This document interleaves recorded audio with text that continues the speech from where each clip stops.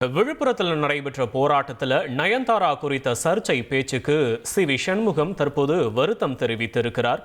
நயன்தாரா குறித்து தவறுதலா பேசிவிட்டதா தற்போது தன்னுடைய வருத்தத்தை அதிமுகவின் மாநிலங்களவை எம்பி தற்போது வருத்தம் தெரிவித்திருக்கிறார். சி.வி. சண்முகம் நயன்தாராவின் பெயர் தவறுதலாக உச்சரிக்கப்பட்டிருப்பதாகவும் எந்தவித உள்நோக்கத்தோடனும் பேசவில்லைன்னு அவர் தெரிவித்திருக்கிறார்.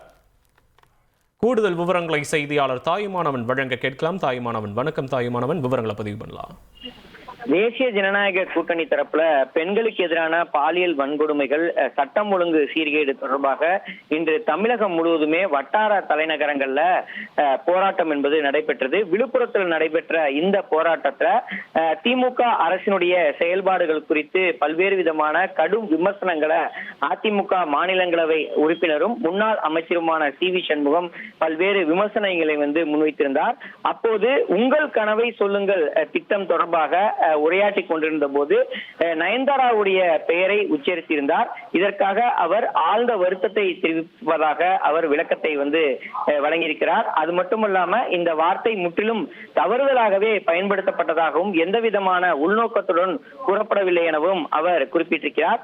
மேலும் இந்த நிகழ்வுக்கு தன்னுடைய மனமார்ந்த வருத்தத்தையும் பதிவு செய்வதாக அவர் குறிப்பிட்டிருக்கிறார். குறிப்பா உங்கள் கனவை சொல்லுங்க இந்த திட்டத்தின் போது பல்வேறு விமர்சனங்களை முன்வைத்த போது எனக்கு கூடத்தான் நயன்தாரா பிடிக்கும் என முன்னாள் அமைச்சர் சி.வி. சண்முகம் கருத்தை பதிவு செய்தார்.